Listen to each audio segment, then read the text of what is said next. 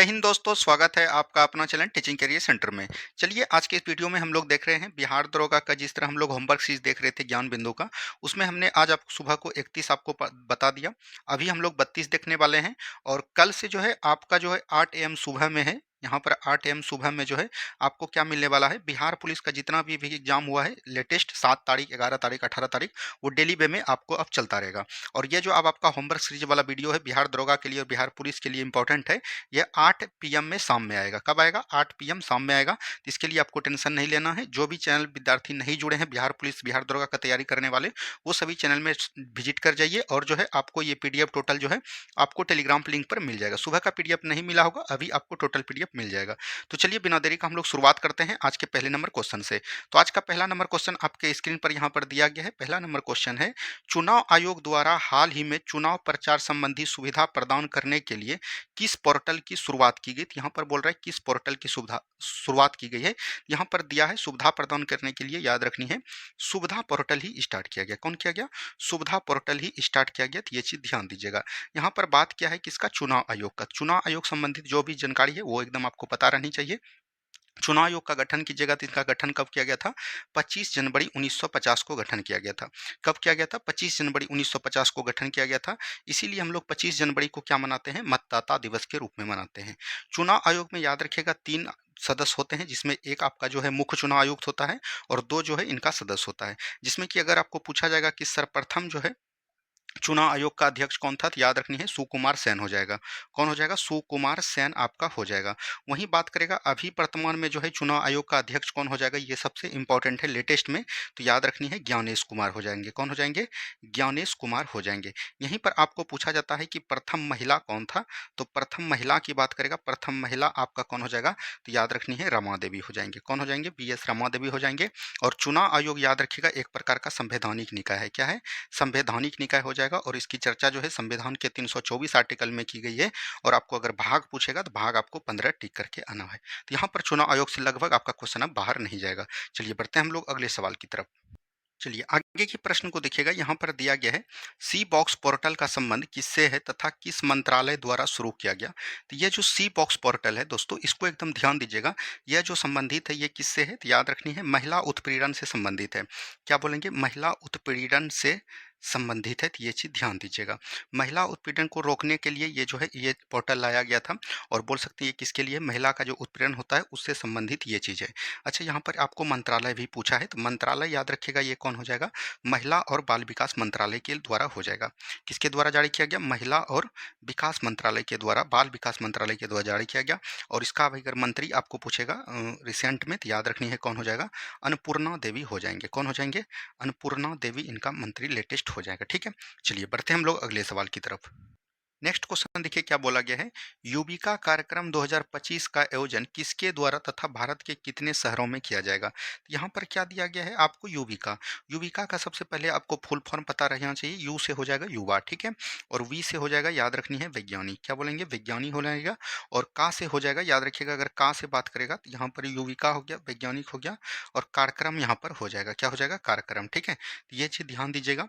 और बात करेंगे इनका जो है किसके द्वारा ये आयोजन किया गया 2025 में, तो इसरो के द्वारा। किसके द्वारा? इसरो के द्वारा। और इसमें कितने शहरों को दिया गया है? 7 शहर को याद रखनी है। अच्छा, यहाँ पर बात किया गया है इसरो, तो इसरो के बारे में थोड़ा जानकारी रहना चाहिए। इसरो का गठन कब होता है? 15 अगस्त 1969 को होता है। कब होता है? 15 अगस्त 1969 को। और इसरो की बात करेगा इनका हेडक्वार्टर कहाँ पर हो जाएगा? तो इनका हेडक्वार्टर बंगलुरु हो जाएगा। कहाँ पर हो जाएगा? बंगलुरु हो जाएगा। अभी वर्तमान में इनका अध्यक्ष आपको पूछा जाएगा, तो अभी अध्यक्ष जो है हाल फिलहाल में कल ही चेंज हुआ है, तो उसको एक बार आपको देख लेनी है। ठीक है, चलिए नेक्स्ट क्वेश्चन की बात करेंगे। नेक्स्ट क्वेश्चन यहाँ पर दिया गया है, नेक्स्ट क्वेश्चन को ध्यान से पढ़िए। डिजिटल कृषि योजना की शुरुआत कब की गई तथा इस मिशन के तहत कितनी योजनाओं को मंजूरी दी गई है। तो यहाँ पर दिया गया है डिजिटल कृषि योजना, ये किसके द्वारा कब चालू किया गया है? 2024 में। 2024 में शुरुआत किया गया है। और इसमें कितना योजना बनाया है? 7 योजना को मंजूरी दिया है। कितना योजना को? 7 योजना को मंजूरी दिया है, तो इसको भी ध्यान देनी है। आगे की सवाल को देखेंगे। नेक्स्ट क्वेश्चन है, डिजिटल स्वास्थ्य प्लेटफॉर्म की शुरुआत किस संगठन संस्था द्वारा किया गया। तो ये जो यहाँ पर दे ही दिया डिजिटल स्वास्थ्य प्लेटफॉर्म, तो स्वास्थ्य से कौन संबंधित है? WHO। कौन हो जाएगा? WHO। अच्छा, बात करेगा तो इसका फुल फॉर्म क्या होता है? तो याद रखनी है, वर्ल्ड हेल्थ ऑर्गेनाइजेशन। क्या बोलेंगे? वर्ल्ड हेल्थ ऑर्गेनाइजेशन होता है, तो ये चीज़ ध्यान दीजिएगा। और हिंदी में इसको बोलते हैं विश्व स्वास्थ्य संगठन। क्या बोलते हैं? विश्व स्वास्थ्य संगठन के नाम से जानते हैं, ठीक है। अच्छा, इनकी स्थापना आपको पता होगा कब हुआ था? इनका स्थापना याद रखनी है 7 अप्रैल को। कब याद रखेंगे? 7 अप्रैल 1948 को। इसीलिए हम लोग जो है विश्व स्वास्थ्य दिवस कब मनाते हैं? ये एग्जाम में पूछा जाता है। तो विश्व स्वास्थ्य दिवस हम लोग कब मनाते हैं? 7 अप्रैल को मनाते हैं। कब मनाते हैं? 7 अप्रैल को बनाते हैं। इसका अगर आपको हेडक्वार्टर पूछेगा, मुख्यालय पूछेगा, तो याद रखनी है कहाँ पर हो जाएगा? जनेवा। और इसका अगर अभी वर्तमान में अध्यक्ष पूछेगा, हेड कौन हो जाएगा? हेड आपको पूछा जाता है, तो याद रखनी है कौन हो जाएगा? टेड्रोस अधनाम हो जाएंगे। कौन हो जाएंगे? टेड्रोस अधनाम को ये ध्यान दीजिएगा, ठीक है। चलिए बढ़ते हैं हम लोग अगले सवाल की तरफ। नेक्स्ट क्वेश्चन को ध्यान से देखिए क्या बोला गया। भारत के वर्तमान नियंत्रक एवं महालेखा परीक्षक किसे नियुक्त किया गया है? तो नियंत्रक महालेखा परीक्षक की बात करें, इसको हम लोग शॉर्ट फॉर्म में क्या बोलते हैं? CAG, comptroller and auditor general of India, ठीक है। इसकी बात करेगा तो इसका चर्चा संविधान के 148 आर्टिकल में की गई है। अभी रिसेंट में किसको लागू किया गया है? तो याद रखनी है, ये जो हो जाएगा, ये आपका हो जाएगा संजय मूर्ति। कौन हो जाएंगे? संजय मूर्ति जो है, याद रखनी है, अभी जो है वर्तमान में कैग है। और बात करेगा कैग, कैग की बात करेंगे तो ये किसके द्वारा लाया गया था? तो याद रखनी है, एक अधिनियम आपको पढ़ना होता है, 1919 का अधिनियम के द्वारा जो है कैग का गठन किया गया था। और इसका काम क्या है? तो याद रखनी है, सरकार के खर्चे पर, याद रखनी है, सरकार के खर्चे का लेखा जोखा तैयार करना। क्या बोलेंगे? सरकार के खर्चे पर नियंत्रण स्थापित करना, ये किसका काम है? कैग का काम है। कैग अपना रिपोर्ट किसको प्रस्तुत करता है? इनका रिपोर्ट जो है, याद रखनी है, राष्ट्रपति को प्रस्तुत करता है। किसको करता है? राष्ट्रपति को। और इनका रिपोर्ट पढ़ता कौन है? ये चीज सबसे इंपॉर्टेंट है। इनका रिपोर्ट जो पढ़ता है वो कौन पढ़ता है? लोक लेखा समिति पढ़ता है। क्या बोलेंगे? लोक लेखा समिति पढ़ते हैं, ठीक है। चलिए बढ़ेंगे अगले सवाल की तरफ। नेक्स्ट क्वेश्चन यहाँ पर दिया गया है, रेलवे के पहले दलित अध्यक्ष के रूप में हाल ही में किसे नियुक्त किया गया है? तो अभी जो वर्तमान में है, याद रखनी है, सतीश चंद्र। क्या बोलेंगे? सतीश चंद्र जो है वो याद रखिएगा दलित अध्यक्ष चुने गए हैं। तो ये चीज ध्यान दीजिएगा। यहाँ पर बात आएगा रेलवे। क्या यह बात आएगा? रेलवे। रेलवे को याद रखिएगा सबसे पहले किसके द्वारा स्टार्ट किया गया था? 1853 में। वो उस समय गवर्नर कौन थे? तो डलहौजी थे। कौन थे? डलहौजी हो जाएगा, डलहौजी थे। तो ये चीज ध्यान दीजिएगा। और इसने कहाँ से कहाँ तक चलाया था? तो मुंबई से लेके थाने के बीच चलाया था। और ये लगभग कितना चला था? तो याद रखनी है 34 किलोमीटर चला था। कितना चला था? 34 किलोमीटर चला था, ठीक है। चलिए आगे की बात करेंगे। नेक्स्ट क्वेश्चन है, हाल ही में शक्ति दास के स्थान पर आरबीआई के नए गवर्नर के रूप में किसे चुना गया? तो यहाँ पर बात करेंगे आरबीआई। आरबीआई का याद रखनी है, इसके जगह पर सतीश शक्तिकांत दास थे, इसके जगह पर किसको चुना गया? संजय मल्होत्रा को लगभग चुना गया। क्या बोलेंगे? संजय मल्होत्रा को चुना गया। तो ये चीज ध्यान दीजिएगा। आरबीआई, आरबीआई का बात करेगा तो इसका अधिनियम कब आता है? 1934 का अधिनियम। गठन कब किया गया है? तो याद रखनी है 1 अप्रैल 1935 को आरबीआई का बोल सकते हैं कि गठन किया जाता है। इसका राष्ट्रीयकरण भी होता है, तो याद रखनी है कब किया जाता है? 1 जनवरी बोल सकते हैं, 1 जनवरी 1949 को जो है इनका राष्ट्रीयकरण किया जाता है। इसका हेडक्वार्टर कहाँ पर था? याद रखनी है, हेडक्वार्टर अभी बात वर्तमान में बात करेगा तो ये हो जाएगा मुंबई। क्या हो जाएगा? मुंबई हो जाएगा, ठीक है। इतना चीज ध्यान दीजिएगा। ये किस कमेटी पर सिफारिश हुआ था? तो याद रखनी है यंग हिल्टन के सिफारिश पर। क्या बोलेंगे? यंग हिल्टन के सिफारिश पर। आरबीआई का पूछेगा कि प्रथम गवर्नर कौन बना था? आरबीआई का अगर प्रथम गवर्नर पूछेगा तो वो हो जाएंगे आपका एसबॉर्न स्मिथ। कौन हो जाएंगे? एसबॉर्न स्मिथ। वहीं अगर आपको भारतीय अगर सबसे प्रथम पूछेगा, भारतीय अगर फर्स्ट पूछेगा तो वो हो जाएगा, याद रखनी है, सीडी देशमुख। कौन हो जाएंगे? सीडी देशमुख हो जाएंगे। इतना प्रश्न जो है आपको रेलवे से सॉरी आरबीआई से पूछा जाता है, ठीक है। चलिए आगे की सवाल को हम लोग देखेंगे। नेक्स्ट क्वेश्चन यहाँ पर दिया गया है, भारत का पहला सरकारी स्वामित्व वाला ओटीटी प्लेटफॉर्म किस राज्य द्वारा शुरू किया गया? तो ये जो स्वामित्व वाला ओटीटी प्लेटफॉर्म है, ये पर पूछा गया कि किस राज्य के द्वारा जो है ये शुरू किया गया है। ये क्वेश्चन आपको पूछा गया। तो ये केरल के द्वारा, किसके द्वारा? केरल राज्य के द्वारा स्टार्ट किया गया। केरल की याद बात करेगा तो एजुकेशन में सबसे प्रथम राज्य कौन है? तो याद रखनी है एसडीजी में सबसे प्रथम कौन है? तो याद रखनी है सेक्स रेशियो में भी अगर बात करेगा तो ये सबसे प्रथम राज्य कौन हो जाएगा? तो वो केरल हो जाएगा, ठीक है। चलिए नेक्स्ट क्वेश्चन की बात करेंगे। ये जो है आपका क्या है? तो ये पहले वाला सीरीज है, याद रखिएगा। विश्व भविष्य कौशल सूचकांक में भारत का स्थान कितना हो जाएगा? तो ये दूसरा हो जाएगा। क्या हो जाएगा? दूसरा हो जाएगा। हेनले पासपोर्ट सूचकांक में कितना हो जाएगा? भारत का स्थान की बात करेगा हेनले पासपोर्ट में, तो ये कितना है? लगभग 85 है, ठीक है। विश्व प्रसन्नता सूचकांक यानी खुशहाली सूचकांक में कितना हो जाएगा? 126 हो जाएगा। ग्लोबल फायर पावर इंडेक्स में कितना हो जाएगा? चौथा हो जाएगा। प्रथम की बात करेगा तो ये अमेरिका, याद रखिएगा। भ्रष्टाचार सूचकांक में भारत का स्थान कितना हो जाएगा? भ्रष्टाचार में अगर पूछेगा तो ये 96 नंबर है। क्या है? 96 नंबर स्थान है, ठीक है। और यहाँ पर बात करिएगा वैश्विक शांति सूचकांक में कितना हो जाएगा? तो 116 हो जाएगा। और प्रेस स्वतंत्रता सूचकांक में क्या स्थान है? तो 85 है। क्या है? 85 सॉरी प्रेस की बात करेगा तो ये 159 हो जाएगा। क्या हो जाएगा? 159। और मानव विकास सूचकांक तो हमने आपको सुबह भी बताया है, तो ये कितना हो जाएगा 134। तो यहाँ पर से लगभग इंडेक्स हमने आपको बता दिया। ठीक है, चलिए नेक्स्ट क्वेश्चन की बात करेंगे। आवर्त सारणी का त्रिक नियम कब और किसके द्वारा दिया गया? तो 1800 याद रखिएगा, 1800 जो है लगभग 71-72 में दिया गया था। और ये किसके द्वारा दिया था? तो याद रखनी है, ये हो जाएगा डेवनियर के द्वारा। क्या है? डोव रेनियर के द्वारा। ठीक है, तो याद रखिएगा तिर्यक नियम किसने दिया था? डोवनेरियर ने। और इसमें बात करेंगे आवर्त, आवर्त कितने थे? तो आवर्त आपका 7 हो जाएगा। और वर्ग की बात करेगा तो वर्ग आपका कितना था? 3 था। जिसमें कि बोला गया इसका टोटल एलिमेंट की बात करेगा, टोटल तत्व की बात करेगा, तो टोटल तत्व कितना हो जाएंगे? तो याद रखनी है 7 या 21 हो जाएंगे। क्या हो जाएंगे? 21 हो जाएंगे। ठीक है, वहीं बात करेगा दूसरा, दूसरा किसने दिया था? तो याद रखनी है न्यूलैंड ने दिया था। न्यूलैंड ने क्या दिया था? तो अष्टक नियम दिया था। ठीक है, वहीं तीसरा की बात करेगा तो ये हो जाएगा मेंडलीफ, मेंडलीफ ने क्या दिया था? आवर्त सारणी दिया था। और वहीं चौथा की बात करेगा तो ये किसने दिया था? मोसले ने, मोसले ने क्या दिया था? आधुनिक आवर्त सारणी का नियम प्रतिपादित किया था। ठीक है, चलिए बढ़ेंगे अगले सवाल की तरफ। विलयन में जो जल में घुलकर H प्लस आयन देता है, H प्लस आयन देता है तो वो एक प्रकार का क्या हो जाएगा? अम्लीय हो जाएगा। क्या हो जाएगा? अम्लीय। और याद रखिएगा OH अगर माइनस देगा तो ये आपका क्या हो जाएगा? क्षारीय हो जाएगा। ठीक है, इसको भी ध्यान देनी है। चलिए बढ़ते हैं हम लोग अगले सवाल की तरफ। नेक्स्ट क्वेश्चन है, एक ऐसा यौगिक जो लाल लिटमस पेपर को नीला में परिवर्तित कर देता है। देखिए लाल को जो है नीला में कर दिया, किस में कर दिया? नीला में। और एक जो है याद रखिएगा नीला को कर देता है किसमें? लाल में। नीला को जो लाल में करता है उसको हम लोग क्या बोलते हैं? अम्ल बोलते हैं। और लाल को जो नीला में करता है उसको क्या बोलते हैं? क्षार बोलते हैं। इसको याद करने का ट्रिक याद रखेगा अनिल। क्या याद रखेंगे? अनिल याद रखेगा। तो अ से अम्ल हो गया, नौ से नीला, लौ से लाल। ठीक है, और इसको याद रखेगा छालनी। क्या बोलेंगे? छालनी। क्षार लाल नीला, यहां से गलत आपका नहीं होगा। ठीक है, चलिए बढ़ेंगे अगले सवाल की तरफ। आवर्त सारणी तत्वों के वर्गीकरण पर दूसरा प्रयास किसके द्वारा किया गया था तथा इसके कितने तत्वों को विस्थापित? यही दूसरा जो पूछे अभी तुरंत हमने बताया, न्यूलैंड। न्यूलैंड का अष्टक नियम दिया था और इस किस पे आधारित था? संगीत पर आधारित था। बोल सकते हैं सारे गामा, ये जो था संगीत इसी पर आधारित था।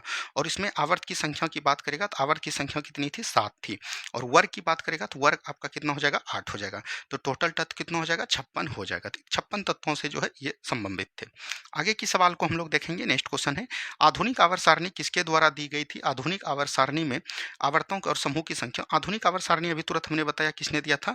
मोसले या मोजले जो भी बोल सकते हैं। ठीक है, इसी के द्वारा दिया गया। और आवर्त की बात करेगा तो आवर्त इनके द्वारा कितना दिया गया था? 7। और वर्ग की बात करेगा तो वर्ग इसमें था 18। अब आपको इसमें दोनों में गुना नहीं करना है, इस पे इसका फंडा अलग हो जाता है। वो डोबनियर और जो है न्यूलैंड का जो है उस तरह से आप कैलकुलेट कर सकते हैं। आगे की सवाल देखेंगे, अर्थशास्त्र में विकास का सिद्धांत किसके द्वारा दिया गया था? तो ये हो जाएगा, याद रखनी है, दादा भाई नौरोजी के द्वारा। क्या बोलेंगे? दादा भाई नौरोजी के द्वारा दिया गया था। और ये बोल सकते हैं धन के निष्कासन का सिद्धांत से संबंधित था। और ये कब दिया था? 1868 में दिया था।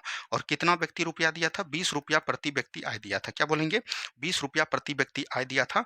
दादा भाई नौरोजी को हम लोग क्या बोलते हैं? Grand old man of India बोलते हैं। क्या बोलते हैं?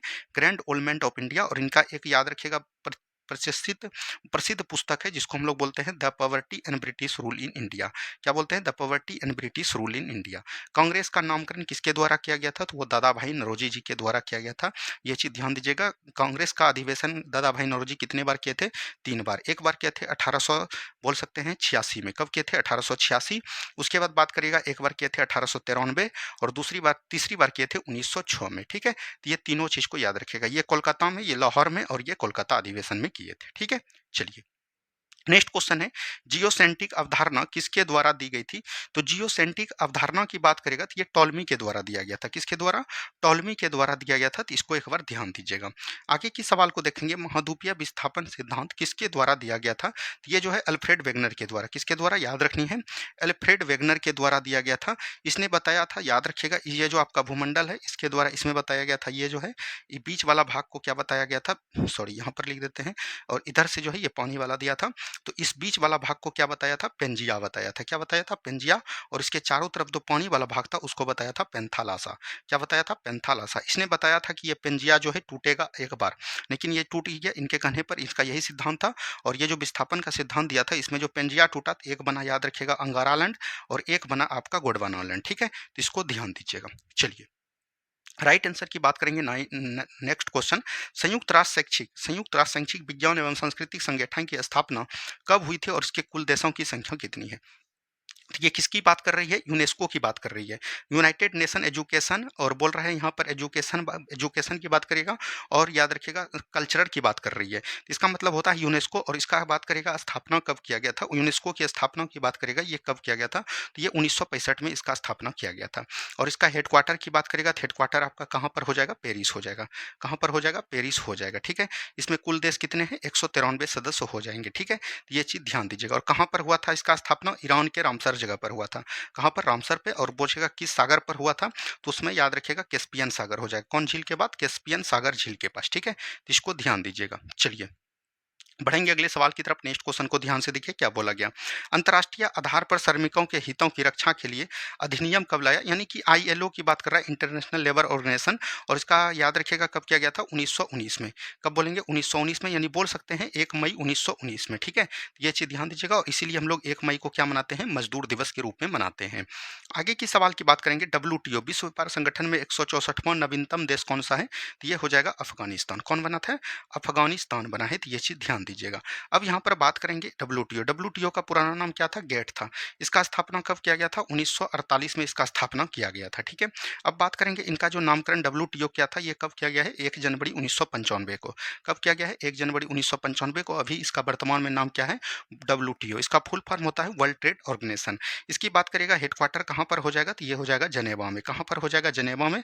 और इसका अभी रिसेंट में अध्यक्ष अगर आपको पूछेगा, हेड हेड पूछेगा, तो याद रखिएगा हेड कौन हो जाएगा? नागोजी ओंकाजा हो जाएगा। क्या बोलेंगे? नागोजी ओंकाजा हो जाएगा। ठीक है। नागोजी ओंकाजा किस देश से संबंधित है? याद रखनी है, नाइजीरिया से संबंधित है। आगे की सवाल की बात करेंगे। आर्द्रभूमि के संरक्षण से संबंधित आर्द्रभूमि सम्मेलन का आयोजन कब और कहाँ स्थित, कहाँ किया गया था? ये चीज पूछा गया था। ये कहाँ पर किया गया था? तो याद रखनी है, बात करिएगा ये कब किया गया था? 2 फरवरी बोल सकते हैं 1971 को किया गया था।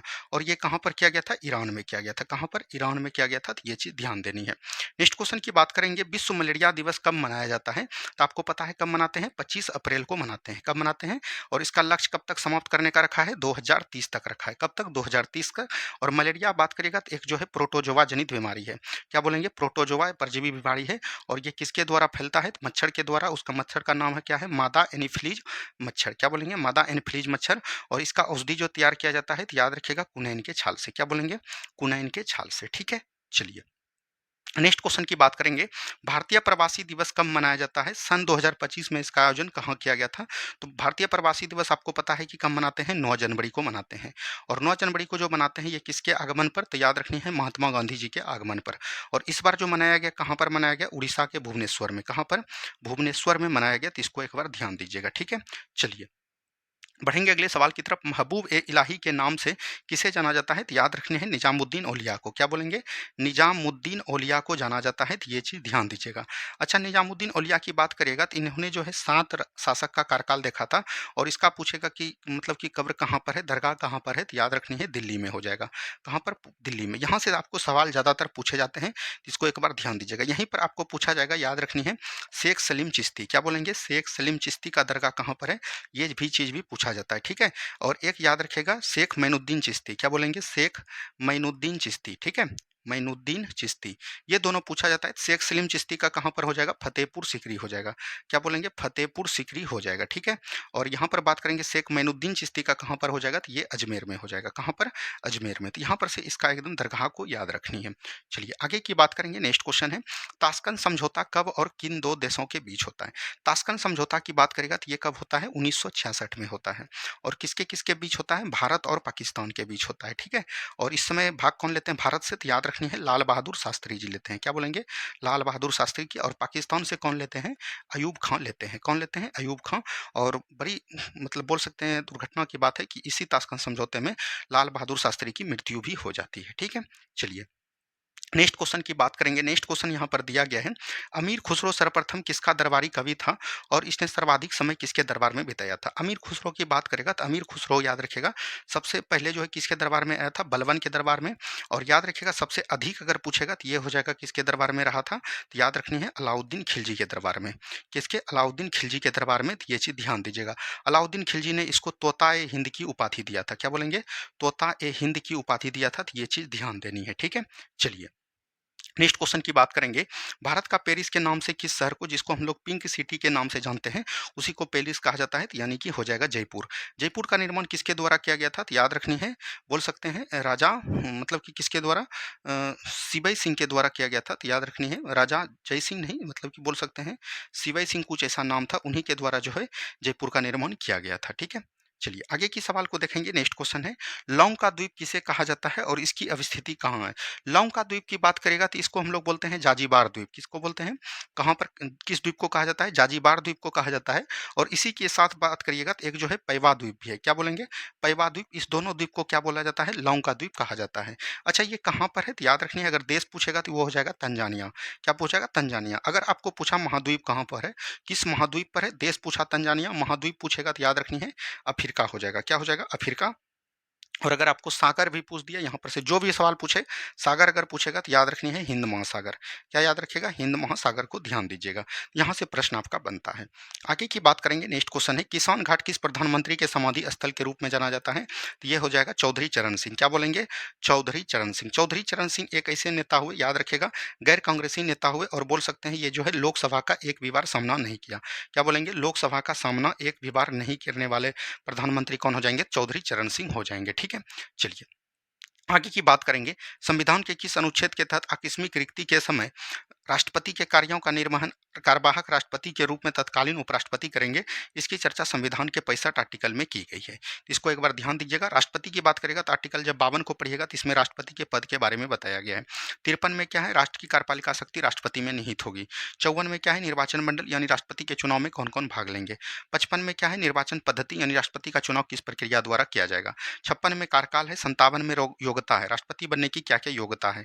57 में पुनः निर्वाचित है, और 58 में योग्यता है, और 59 में क्या है, शपथ है, सेवा एवं शर्तें हैं। 60 में आपका शपथ हो जाएगा, और 61 में आपका महाभियोग है, और 62 में पदरिक्ति की बात की गई है। ठीक है, चलिए नेक्स्ट क्वेश्चन की बात करेंगे। हॉर्नबिल फेस्टिवल का आयोजन किस राज्य में किया जाता है, तो नागालैंड में। कहाँ पर किया जाता है, नागालैंड में किया जाता है, तो ये चीज़ ध्यान दीजिएगा। यहीं से थोड़ा सा देखिए, यात्रा फेस्टिवल कहाँ पर किया जाता है, और एक याद रखिएगा मेदराम यात्रा। ये दोनों फेस्टिवल ज़्यादातर सवाल में पूछे जाते हैं। आपको याद रखनी है नुआखाई कहाँ पर होता है। क्या बोलेंगे, नुआखाई कहाँ पर त्यौहार मनाया जाता है। आपको याद रखनी है लोसार कहाँ पर मनाया जाता है। एक होता है लोसांग, लोसांग भी याद रखनी है, लोसांग कहाँ पर। काला घोड़ा महोत्सव कहाँ पर मनाया जाता है, काला घोड़ा महोत्सव कहाँ पर मनाया जाता है, इसको याद रखिएगा। खजुराहो फेस्टिवल कहाँ पर मनाया जाता है, ये सब त्योहार आपको पूछा जाएगा, तो इसको ध्यान दीजिएगा। देखिए यात्रा की बात करेगा तो ये पश्चिम बंगाल, मेदराम जत्ता की बात करेगा तो ये हो जाएगा तेलंगाना। क्या हो जाएगा, बोनालू त्यौहार भी कहाँ पर मनाया जाता है, तेलंगाना में। ठीक है, नुआखाई कहाँ पर हो जाएगा, उड़ीसा हो जाएगा। कहाँ हो जाएगा, उड़ीसा। लोसार की बात करेगा तो ये हो जाएगा आपका लद्दाख। क्या हो जाएगा, लद्दाख।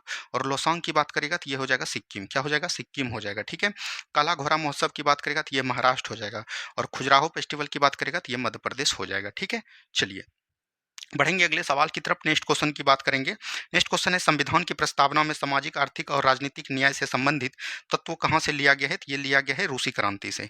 कहाँ से लिया गया है, रूसी क्रांति। रूसी क्रांति कब हुआ था, 1917 में। रूसी क्रांति को हम लोग क्या बोलते हैं, तो याद रखनी है बाल्शेविक की क्रांति भी बोलते हैं। रूसी क्रांति का बोल सकते हैं उस समय नेता कौन था, तो याद रखिएगा जार निकोलस द्वितीय। क्या बोलेंगे, जार निकोलस द्वितीय था। क्या बोलेंगे, जार निकोलस द्वितीय हो जाएगा। ठीक है, चलिए बढ़ते हैं हम लोग अगले सवाल की तरफ। बाल्टिक देशों की संख्या कितनी है तथा बाल्टिक राष्ट्र समूह में कौन कौन देश सम्मिलित हैं, तो बाल्टिक देश में कितने देश हैं, 3 देश हैं। कितना हो जाएगा, 3 देश हो जाएगा, तो ये चीज़ ध्यान दीजिएगा। और 3 देश जो है बार बार आपके एग्जाम में पूछे जाते हैं कि ये 3 देश कौन कौन हो जाएगा, तो ये चीज़ ध्यान दीजिएगा। तो एक आपका हो जाता है इस्टोमेनिया। क्या बोलेंगे, इस्टोनिया हो जाएगा। ठीक है, और दूसरा की बात करेगा तो ये पहला हो गया, और दूसरा की बात करेगा तो ये हो जाएगा लतानिया। क्या बोलेंगे, लतानिया हो जाएगा। ठीक है, और तीसरा की बात करेगा तो तीसरा आपका हो जाएगा लिथुवानिया। क्या बोलेंगे, लिथुवानिया। तो इसको एकदम ध्यान दीजिएगा, यहाँ से सवाल आपका पूछा जाता है। नेक्स्ट क्वेश्चन की बात करेंगे। नेक्स्ट क्वेश्चन है, मूल संविधान में लोकसभा सदस्यों की संख्या कितनी निश्चित की गई थी। मूल संविधान में कितना किया गया था, 500। 500 से बढ़ा कितना किया, 525। 525 से बढ़ाकर कितना किया, 550। 500 से 525 जो बढ़ाकर किया, ये 7वां संविधान संशोधन 1956 के द्वारा। और 525 से जो 550 किया, ये कितना संशोधन, 31वां संविधान संशोधन 1972 के द्वारा। ये सवाल जो है ज़्यादातर एग्जाम में पूछे जाते हैं, तो इसको एकदम याद रखनी है। और ये जो सीटों का आवागमन किया जाता है, बढ़ोतरी कम, ये किसके द्वारा, तो परिसीमन आयोग के द्वारा। परिसीमन, और बोला गया है कि लोकसभा में जो है परिसीमन आयोग किसकी, इसकी मतलब बोल सकते हैं संख्या में वृद्धि कर सकता है। ये किस आर्टिकल में किया गया है, तो आर्टिकल 82 में इसका वर्णन किया गया है। ठीक है, चलिए नेक्स्ट क्वेश्चन की बात करेंगे, शुक्राणु कोशिकाओं की पहली बार वर्णन किसके द्वारा किया गया था? ये याद रखिएगा, ल्यूवेनहॉक के द्वारा। क्या बोलेंगे? ल्यूवेनहॉक के द्वारा। इनके द्वारा और क्या किया गया था? तो जीवित कोशिका की खोज किया गया था। क्या बोलेंगे? जीवित कोशिका की खोज किसके द्वारा किया गया था? ल्यूवेनहॉक के द्वारा। और आपको यहाँ पर पूछा जाता है कि माइकोप्लाज्मा, क्या बोलेंगे? माइकोप्लाज्मा का खोज किसके द्वारा किया गया था? तो ये भी जो है आपको याद रखनी है, ल्यूवेनहॉक के द्वारा ही खोजा गया था। ठीक है, चलिए नेक्स्ट क्वेश्चन देखिए क्या बोला गया। युग्मकों में गुणसूत्रों की संख्या कितनी होती है? तो आपको पता है 46 होती है, और जोड़ी में पूछेगा तो 23 जोड़ी आपको हो जाएगा। ठीक है, चलिए बढ़ते हैं हम लोग अगले सवाल की तरफ। नेक्स्ट क्वेश्चन है, मानव में यौवन के दौरान टेस्टोस्टेरोन किस ग्रंथि के द्वारा जारी किया जाता है? ये बिरसन ग्लैंड के द्वारा। किसके द्वारा? बिरसन ग्रंथि के द्वारा। तो इसको याद रखनी है। नेक्स्ट क्वेश्चन की बात करेंगे, गर्भावस्था के दौरान भ्रूण को ऑक्सीजन और पोषण की तत्व की आपूर्ति, भ्रूण को बोल रहा है ऑक्सीजन और पोषण के तत्व की आपूर्ति, ये किसके द्वारा होगा? प्लेसेंटा के द्वारा। प्लेसेंटा का क्या कार्य है? याद रखनी है, माँ और बच्चे के बीच में याद रखनी है संबंध को स्थापित करना। क्या बोलेंगे? माँ और बच्चे के बीच जो है याद रखनी है संबंध स्थापित करता है। ठीक है, ये चीज ध्यान दीजिएगा। बढ़ते हैं अगले सवाल की तरफ। नेक्स्ट क्वेश्चन है, जंतुओं में जनन अंग और मादा युग्मक उत्पन्न करने वो मतलब जंतुओं में जनन अंग और मादा युग्मक उत्पन्न करने वाला, यहाँ पर ये प्रश्न को जो है याद रखिएगा, ये मतलब कि नहीं बोला गया है, इसको हम लोग क्या बोलते हैं, ये थोड़ा सा अधूरा प्रश्न है, तो इसको हम लोग निगलेक्ट करते हैं। ठीक है, नेक्स्ट क्वेश्चन की बात करेंगे, जीवन चक्र की दृष्टि से पौधे का सबसे महत्वपूर्ण भाग कौन सा होता है? ये तो आपका फूल हो जाएगा। क्या हो जाएगा? फूल हो जाएगा। ठीक है, चलिए आगे की सवाल देखिएगा, किसे झूठा सोना या बेवकूफों का सोना कहते हैं? हम बोलते हैं इसको FeS2, यानी कि बोल सकते हैं इसको हम लोग बोलते हैं आयरन पायराइड के नाम से। किसको? आयरन पायराइड के नाम से जानते हैं। ठीक है, ये चीज ध्यान दीजिएगा। आगे की बात करेंगे, नेक्स्ट क्वेश्चन, फोटोग्राफी में समानतः प्रयोग किए जाने वाले हाइफो रासायनिक का क्या नाम है? हाइफो का बात करेगा तब तो आपका हो जाएगा सोडियम थायोसल्फेट। क्या हो जाएगा? सोडियम थायोसल्फेट हो जाएगा। ठीक है, सोडियम थायोसल्फेट के नाम से जानते हैं। और यहीं पर बात अगर कर देगा आपको तत्व का, तो तत्व में याद रखिएगा कौन हो जाएगा? तो याद रखनी है सोडियम ब्रोमाइड हो जाएंगे। कौन हो जाएंगे? सोडियम ब्रोमाइड हो जाएंगे। ठीक है, ये चीज को याद रखनी है, जो भी आपको पूछेगा वो आंसर हो जाएगा। आगे की बात करेंगे, पौधों को हरा रंग देने के लिए कार्बनिक यौगिक क्लोरोफिल में कौन सी धातु उपस्थित रहता है? ये हो जाएगा मैग्नीशियम। कौन होता उपस्थित रहता है? मैग्नीशियम उपस्थित रहता है। नेक्स्ट क्वेश्चन है, भूपर्पट्टी पर सर्वाधिक प्रचुर मात्रा में उपस्थित धातु कौन सी है? धातु की बात करेगा तो एल्युमिनियम हो जाएगा, तत्व की बात करेगा तो वो हो जाएगा ऑक्सीजन। क्या हो जाएगा? ऑक्सीजन। और अगर आपको यहाँ पर उपधातु पूछ दिया, सॉरी अधातु पूछ दिया, तो अधातु में हो जाएगा सिलिकॉन। क्या हो जाएगा? सिलिकॉन हो जाएगा। ठीक है, चलिए बढ़ते हैं हम लोग अगले सवाल की तरफ। नेक्स्ट क्वेश्चन है, एल्युमिनियम का प्रमुख अयस्क कौन सा है जिससे एल्युमिनियम का निष्कासन होता है? तो ये हो जाएगा बॉक्साइट। कौन हो जाएगा? बॉक्साइट हो जाएगा। ठीक है, ये चीज को याद रखनी है। बढ़ते हैं हम लोग अगले सवाल की तरफ। नेक्स्ट क्वेश्चन है, क्यूकलाइन तथा काली चूना का रासायनिक नाम क्या होता है? CaO, कैल्शियम ऑक्साइड के नाम से जानते हैं। आगे का सवाल देखिएगा, आयरन का प्रमुख अयस्क कौन सा है तथा जिसके आयरन का निष्कर्षण किया जाता है? तो ये हो जाएगा हेमेटाइट। क्या हो जाएगा? हेमेटाइट हो जाएगा। ठीक है, चलिए आगे की सवाल देखिएगा, हॉलमार्क चिन्ह जो है किस उत्पादों पे, हमने कई बार बताया है आपको, याद रखिएगा बहुमूल्य धातु पे। किस पे? बहुमूल्य धातु पर लगाया जाता है, जैसे आपका हो गया सोना, हीरा। ठीक है, चलिए नेक्स्ट क्वेश्चन की बात करेंगे। नेक्स्ट क्वेश्चन, कौन सा धातु धातु होकर भी ताप विद्युत का कुचालक होता है? तो ये हो जाएगा सीसा। और यहीं पर अगर अधातु की बात करें, कौन सा अधातु अधातु होकर भी विद्युत का सुचालक है? तो वो हो जाएगा ग्रेफाइट। इसको एकदम याद रखनी है आपको। ठीक है, वो धातु में अपवाद है ग्रेफाइट, और धातु में अपवाद है सीसा। आगे की सवाल देखिएगा, भारत में केरल में समुद्री तट में मोनोजाइट बालू में कौन सा रेडियो सक्रिय तत्व प्रचुर मात्रा में पाया जाता है? तो ये हो जाएगा, याद रखनी है, इसकी बात करेगा तो ये आपका थोड़ियम हो जाएगा। क्या हो जाएगा? थोड़ियम हो जाएगा। और भारत थोड़ियम सबसे अधिक कहाँ पर है? तो ये भारत में ही है। नेक्स्ट क्वेश्चन है, आतिशबाजी के में हरा रंग किसके क्लोराइड लवण के कारण दिखाई देता है? तो ये हो जाएगा बेरिलियम ऑक्साइड के द्वारा। किसके द्वारा? बेरिलियम ऑक्साइड के द्वारा हो जाएगा। ठीक है, ये चीज को ध्यान दीजिएगा। और वहीं पर अगर लाल या लाल रंग की बात करेगा तो वो स्टेशियम हो जाएगा। नेक्स्ट क्वेश्चन की बात करेंगे, स्टील को कठोरता प्रदान करने के लिए उसमें क्या मिलाया जाता है? तो इसमें कार्बन मिलाते हैं। कब मिलाते हैं? स्टील में क्या मिलाते हैं? कार्बन मिलाते हैं, तब वो कठोर हो जाता है। नेक्स्ट क्वेश्चन देखिए, जर्मन सिल्वर की बात करेगा तो इसका याद रखिएगा टी कजनी। क्या याद रखिएगा? कजनी। क से हो जाएगा, याद रखनी है कॉपर, और ज से हो जाएगा जास्ता। ठीक है, और नी से हो जाएगा निकेल। इसको याद रखिएगा, इसी का तीनों का मिश्रण रहता है। आगे की सवाल की बात करेंगे। नेक्स्ट क्वेश्चन है, एसी के रेफ्रिजरेटर में अतिशीतित द्रव के रूप में, अतिशीतित द्रव की बात जब भी कर दिया, किसका प्रयोग किया जाता है? अमोनिया का। और इससे उत्सर्जित कौन सा होता है? याद रखनी है, वो CFC होता है, क्लोरोफ्लोरोकार्बन होता है। नेक्स्ट क्वेश्चन की बात करेंगे, किस तापमान पर फ़ारेनहाइट और सेंटीग्रेड दोनों पैमाने का मूल्य समान होता है? तो -40 डिग्री सेल्सियस होता है। तो इसको ध्यान दीजिएगा, इसका फॉर्मूला होता है, वो आप देख लेनी है। नेक्स्ट क्वेश्चन बात देखिएगा, कमरे में रखे रेफ्रिजरेटर का दरवाजा खुला छोड़ दिया जाता है तो कमरे का तापमान पर क्या प्रभाव पड़ेगा? तो ये बढ़ जाएगा। क्या होगा? बढ़ेगा। ठीक है, इसको ध्यान देनी है। नेक्स्ट क्वेश्चन देखिए क्या बोला गया, सूर्य का तापमान किस मतलब कि दूर की उच्च ताप को ताप देखने के लिए किसका प्रयोग करते हैं, पायरोमीटर का प्रयोग करते हैं। किसका करते हैं, पायरोमीटर का। तो राइट आंसर हो जाएगा पायरोमीटर। द्रवों तथा गैसों में ऊष्मा का स्थानांतर, तो ये तो संवहन विधि द्वारा होगा। किस विधि द्वारा, संवहन विधि द्वारा होगा। वहीं पर बात करेगा, याद रखिएगा ठोस में, तो ठोस में किसके विधि द्वारा हो जाएगा, तो याद रखनी है ठोस की जब द्रव और गैस में संवहन हो गया और ठोस में हो जाएगा चालन विधि द्वारा। ठीक है, तो इसको ध्यान दीजिएगा। और वही निर्वात में हो जाएगा विकिरण विधि द्वारा। नेक्स्ट क्वेश्चन की बात करेंगे, सूक्ष्म विकिरण का कौन सा भाग सोलर कुकर को गर्म कर देता है, यानी सूर्य विकिरण का कौन सा भाग, तो ये अवरक्त वाला भाग, क्या बोलेंगे, अवरक्त वाला भाग जो है याद रखिएगा सोलर कुकर को गर्म कर देता है। नेक्स्ट क्वेश्चन की बात करेंगे, वह ताप जिस पर बर्फ, पानी और वाष्प संतुलित अवस्था में रहता है उसे त्रिक बिंदु के नाम से जानते हैं। क्या बोलते हैं, त्रिक बिंदु के नाम से जाना जाता है। ठीक है, चलिए नेक्स्ट क्वेश्चन है, प्रधानमंत्री स्वनिधि योजना कब कब शुरू की गई तथा इसका संबंध किससे है, ये चीज क्वेश्चन पूछा गया। ये स्टार्ट किया गया था 2020 में। और ये किसके दिया किया गया था, तो याद रखनी है स्ट्रीट वेंडर इसको बोला जाता है। मतलब बोल सकते हैं जो रोड पर जो ठेला लगा के दुकान चलाता है उसको बोला गया कि मतलब कि 10,000 जो है लोन दिया जाएगा और ये लोन जो है ब्याज मुक्त लोन रहेगा, ये चीज बताया गया था। नेक्स्ट क्वेश्चन है, वर्तमान बजट की सबसे बड़ी योजना पीएम गरीब कल्याण अन्न योजना की शुरुआत कब की गई थी, सबसे बड़ी योजना है और इसकी शुरुआत की बात करेगा तो ये 2 जून 2020 में किया गया था। कब किया गया था, 2 जून 2020 में किया गया था।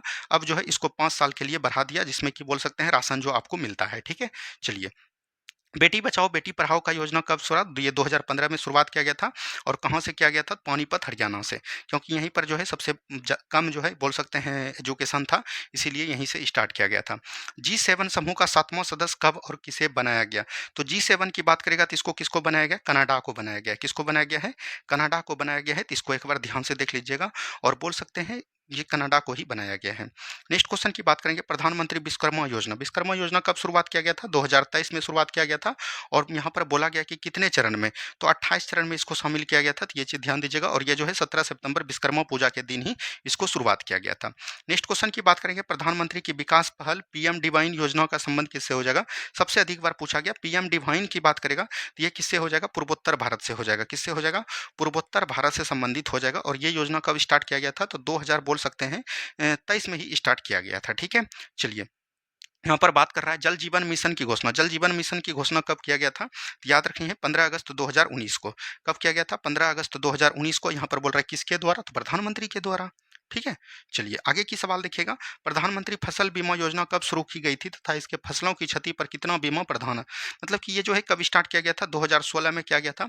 और ये किस किस फसल के लिए किया गया था, तो याद रखनी है खरीफ, रबी और बोल सकते हैं जायद के लिए। ठीक है, वही बात करेगा रबी के लिए कितना 1.5%, खरीफ के लिए 2% और जायद के लिए 5% जो है निर्धारित किया गया था बीमा। ठीक है, आगे की सवाल की बात करेंगे, निर्वाचन बॉन्ड योजना को वित्त मंत्रालय द्वारा किस तिथि को अधिसूचित किया गया था, ये किस तिथि को, याद रखनी है 2 जून को, सॉरी 2 जनवरी हो जाएगा, 2 जनवरी को सूचित किया गया था और 2018 में किया गया था।